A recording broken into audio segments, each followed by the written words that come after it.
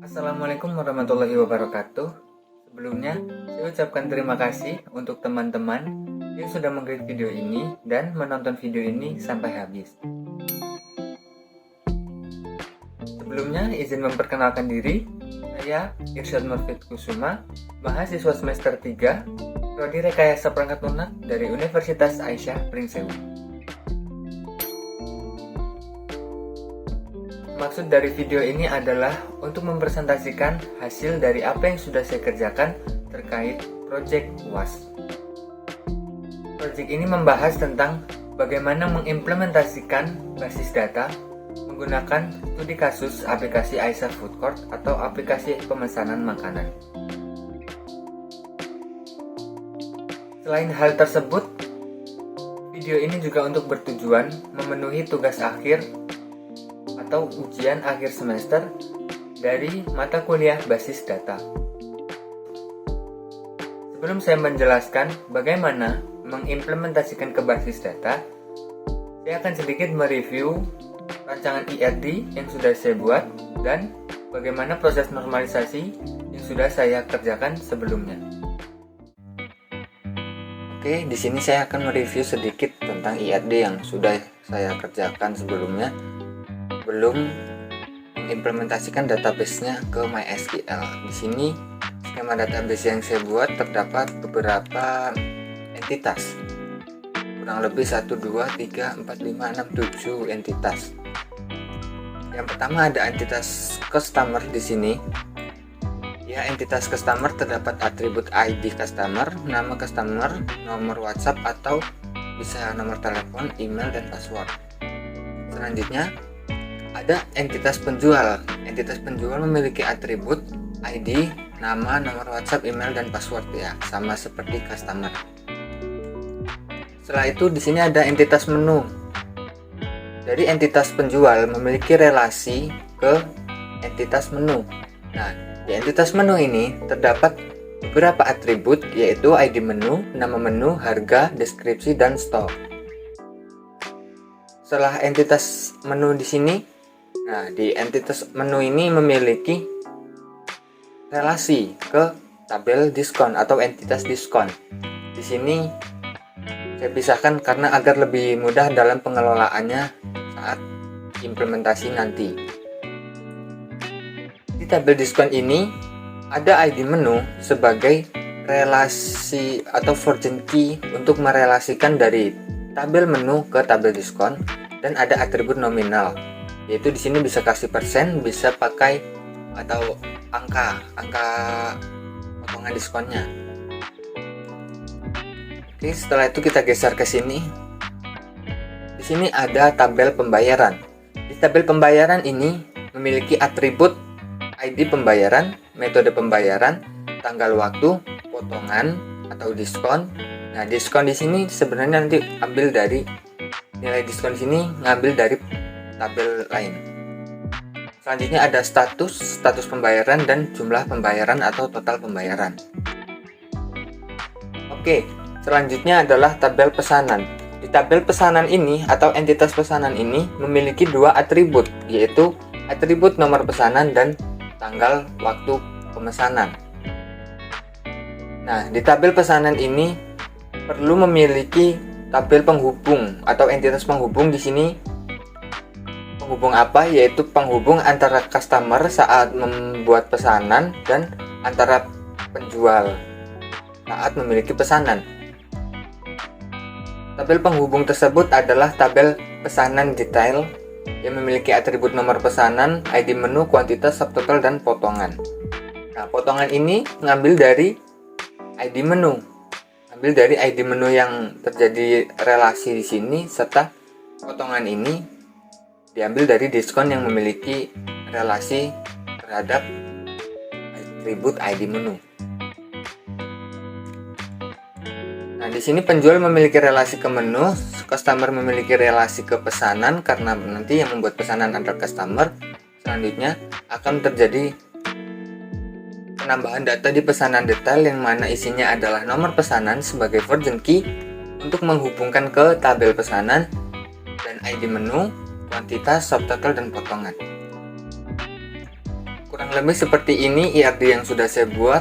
Mungkin IRD-nya kurang baik, jika ada kesalahan atau ada saran silahkan tambahkan di komentar. Setelah tadi kita mereview rancangan IRD yang sudah saya buat, selanjutnya adalah melihat bagaimana proses normalisasi yang sudah saya lakukan. Kurang lebih tahap normalisasinya seperti ini. Dari yang awalnya menjadi satu tabel saja, setelah bentuk normal kedua, saya memecahnya menjadi beberapa bentuk tabel. Antara lain adalah tabel customer, tabel penjual, tabel menu, dan pesanan. Setelah masuk tahap ketiga, di beberapa tabel saya pecah kembali menjadi kurang lebih 5-6 tabel, yaitu customer, tabel penjual, menu, tabel pesanan, detail tabel pesanan, dan tabel pembayaran. Kurang lebih seperti itu normalisasinya. Mungkin di sini nih ada kekurangan atau ada yang kurang pas, teman-teman bisa tambahkan di kolom komentar di bawah. Untuk membuat database, kita bisa menggunakan query create database, lalu nama databasenya yaitu Aisyah Food Court.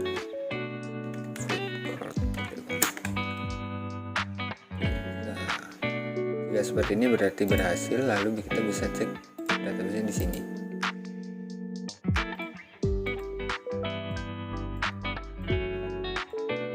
Lalu untuk membuat tabel kita bisa buat dengan begini, create tabel, lalu nama tabelnya apa, misalnya di sini kita bikin nama customer, lalu atributnya ada apa aja.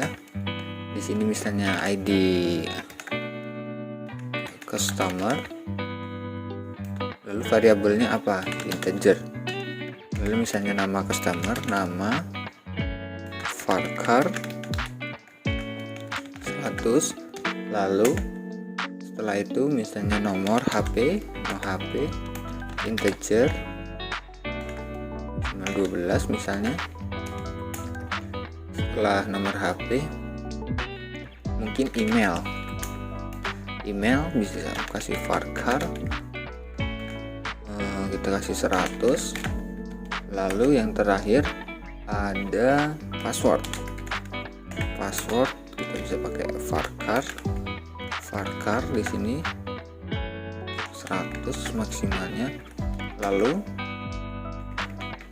di akhir kita tambahkan primary key, lalu mana yang ingin dijadikan primary key. Di sini ID customer kita jadikan primary key, lalu tutup kurung. Setelah tutup kurung kita enter. Nah, muncul di sini ada tabel customer.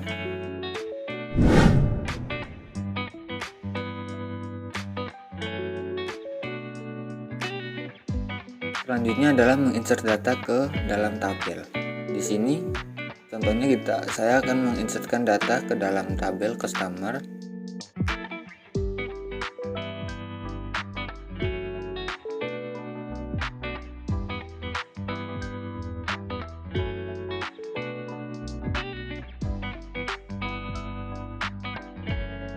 Ini kalau nambah satu data.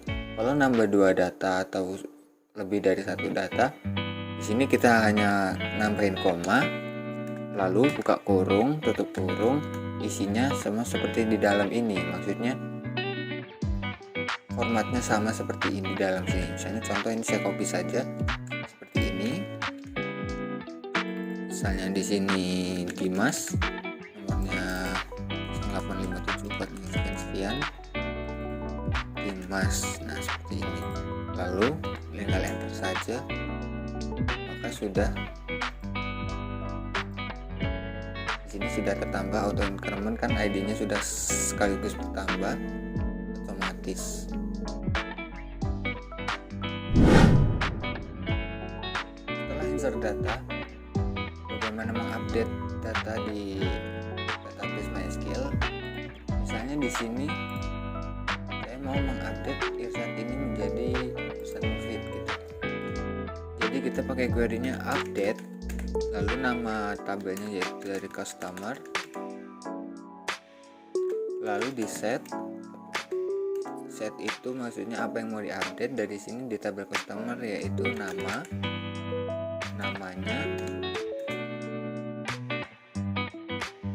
ingin diupdate seperti apa value-nya, misalnya sini set read dengan kondisi namanya sama dengan irship. Oke, lalu kita cek di sini namanya udah berubah jadi set read.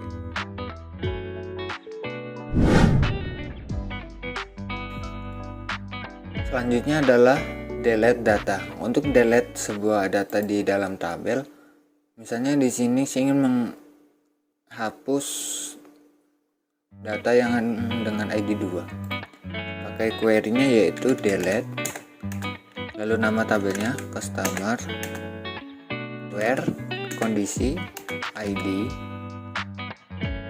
customer sama dengan 2, delete from customer where ID customer sama dengan 2. Kalau di enter kita oke di sini berhasil, maka dengan dihapus.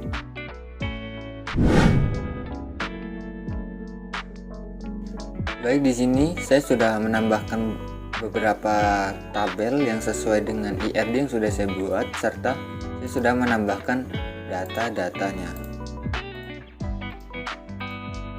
Nah, di sini misalnya saya ingin menampilkan nama-nama menu dan beserta penjualnya.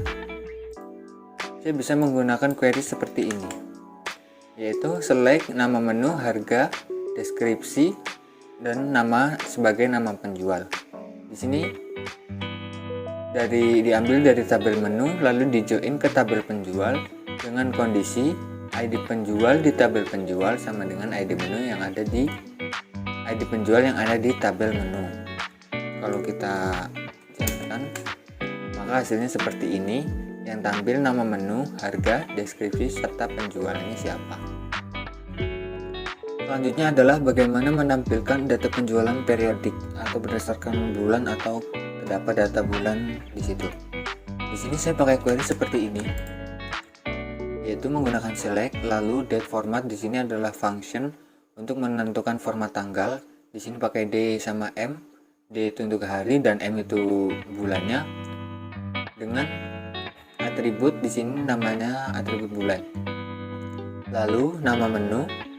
Setelah itu kuantitas yang sudah dijumlahkan, artinya di sini adalah keseluruhan kuantitas dari menu tersebut sebagai penjual namanya, lalu sum dari subtotal sebagai total penjualan. Di sini adalah harga per menunya yang sudah dikalikan dengan kuantitas, lalu nama sebagai penjual dari pesanan detail yang di inner join ke menu dengan kondisi ID menu dari tabel menu sama dengan pesanan detail yang ada di tabel menu.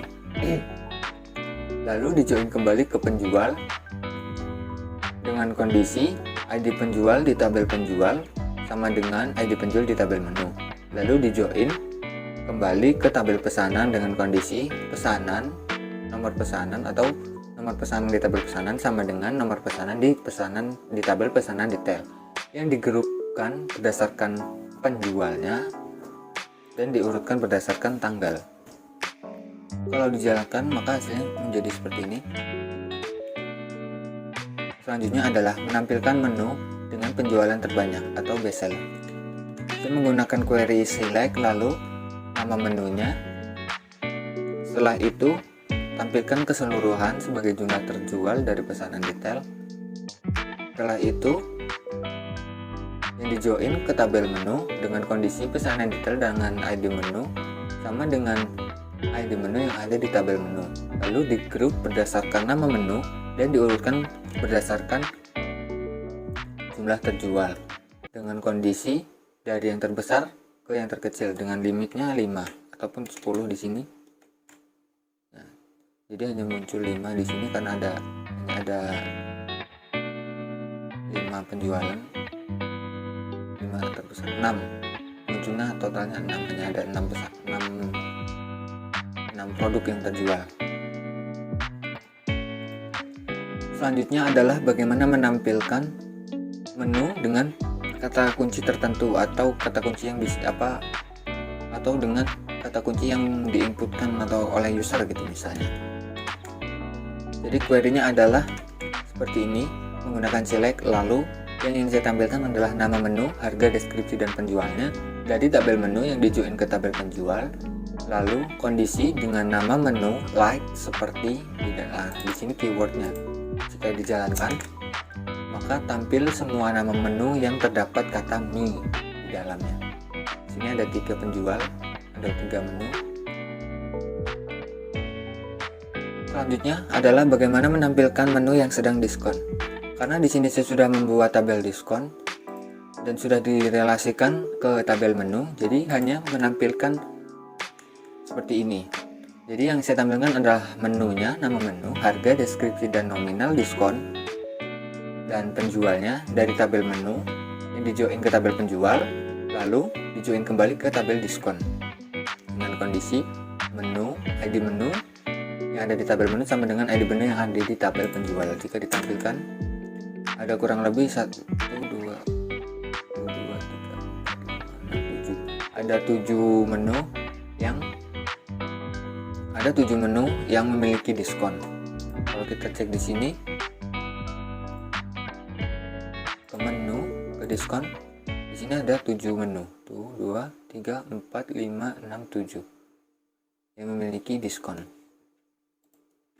Selanjutnya adalah bagaimana query membuat trigger. Di sini yang pertama adalah trigger untuk insert data. Di sini nama triggernya adalah log pesanan. Trigger di sini mengacu kepada tabel pesanan apabila insert kepada tabel pesanan. Sebelumnya saya sudah membuat log pesanan di sini untuk menyimpan historinya. Jadi apabila terdapat data baru di tabel pesanan, maka di log pesanan sini akan terdapat otomatis data yang ditambahkan juga dengan pesan. Di sini aksinya pesan ditambahkan dengan pesan yang dikirim. Jadi di sini hanya ada 6. Sebelumnya ada 6 data. Apabila kita menambah data di tabel pesanan, misalnya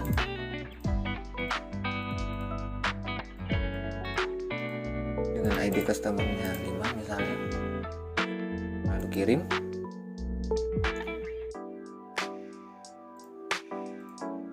Di tabel log pesanan secara otomatis menambahkan data nomor pesanan, waktunya, lalu pesannya apa, yaitu pesanan ditambah.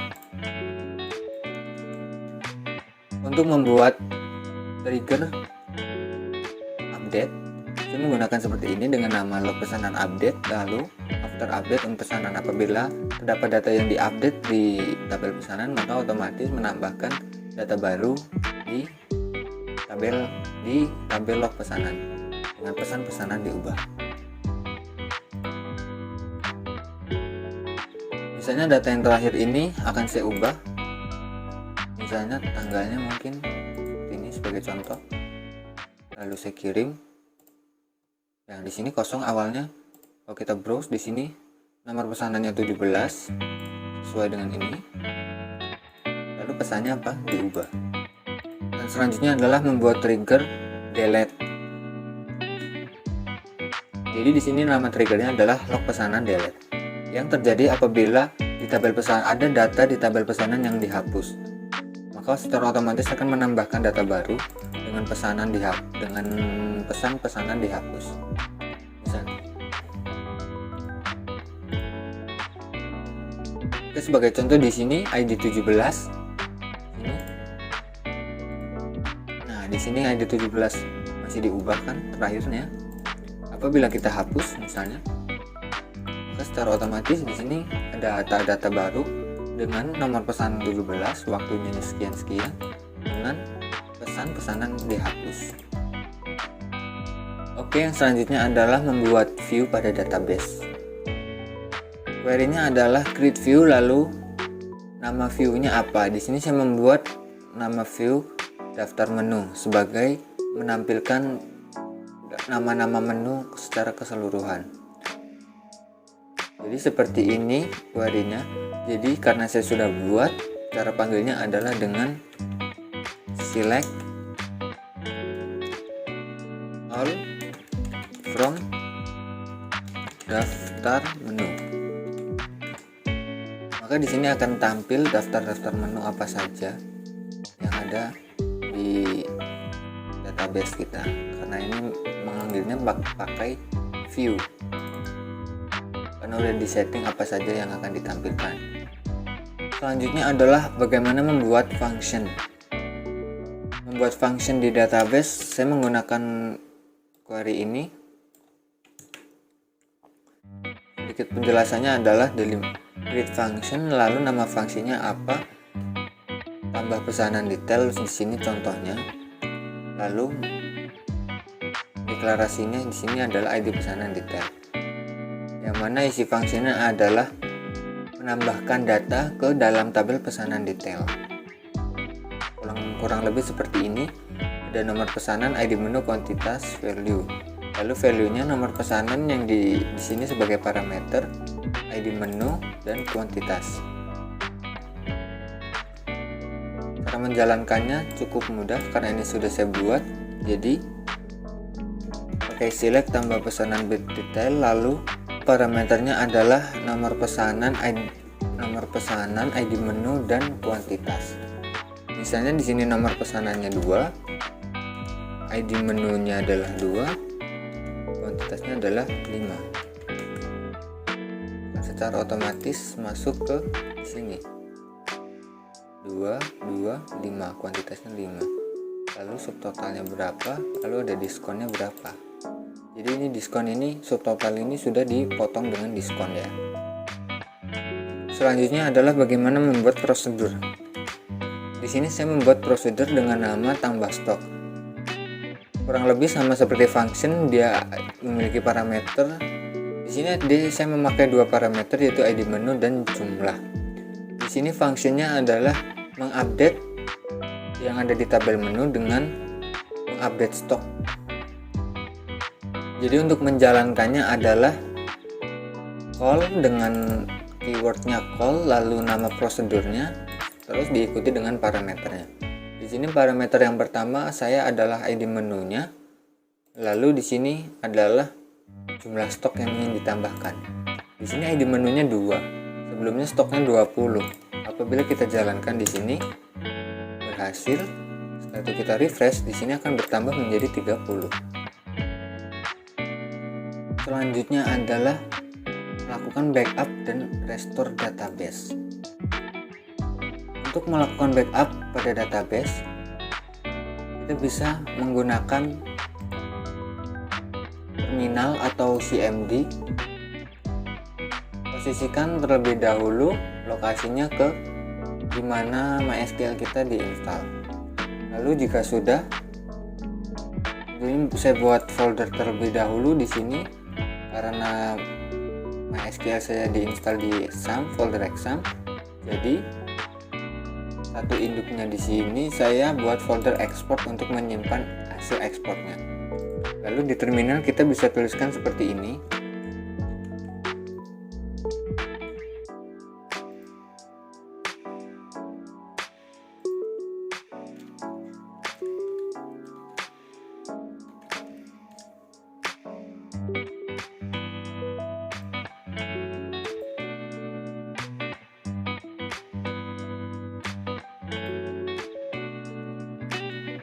Saya tuliskan MySQL dump, lalu nama database yang ingin diekspor, namanya misalnya food court di sini saya, lalu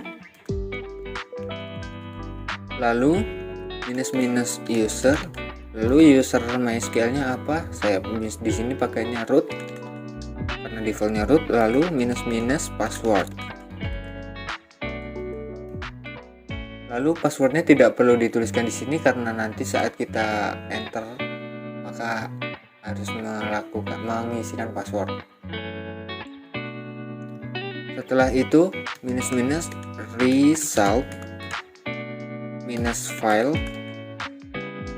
result file sama dengan garis miring, lalu nama foldernya yang ingin ditempatkan tadi saya menggunakan nama foldernya export, lalu garis miring lagi nama backup-nya, misalnya di sini database minus footport minus backup seperti ini dengan ekstensi SQL. Underscore aja. Oke, kurang lebih seperti ini. Harusnya sudah. Coba kita enter. Nah, suruh kita masukin password ROT. Kita masukin passwordnya dulu di sini, lalu enter. Nah, jika sudah ini coba kita cek. Oke, di sini udah ada. Nah, kalau nggak percaya misalnya mungkin lagi deh namanya kita bedain. Nah, food court sini kan baru satu, food court ke backup. Kita enter, masukin password, enter lagi dari sini. Nah, dia backup-nya. Selanjutnya adalah bagaimana untuk merestore database yang udah di backup tadi. Oke, sebelumnya kita kalau pakai query kita harus masuk dulu ke MySQL-nya.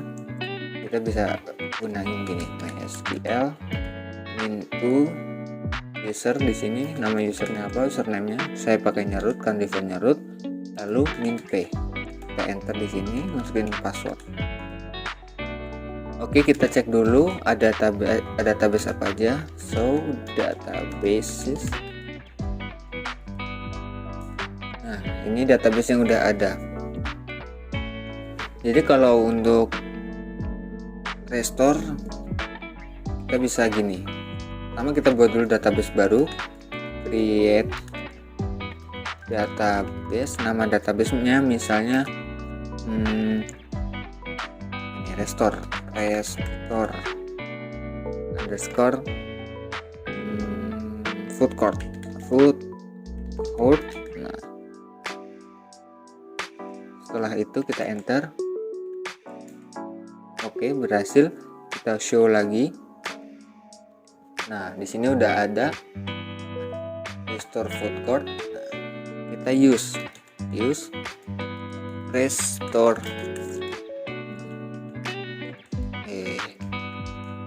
food court. Nah, udah. Kalau berarti kita berarti udah masuk ke database-nya. Kalau kita show table-nya, sini masih kosong harusnya. Nah, empty set. Kita bisa pakai gini, source, lalu lokasi database yang sudah kita ekspor tadi. Kan saya pakainya di sini, di D export, lalu slash nama ekspornya apa tadi. Kita cek food court backup.sql, food court minus backup.sql.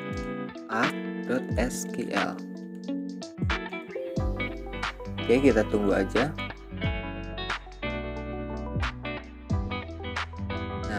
Kalau udah begini, coba kita cek show tables. Nah, udah ada semua di sini. Jadi yang kita restore tadi, kita ikutin semua di sini. Jadi kurang lebih seperti itu hasil apa yang sudah saya kerjakan.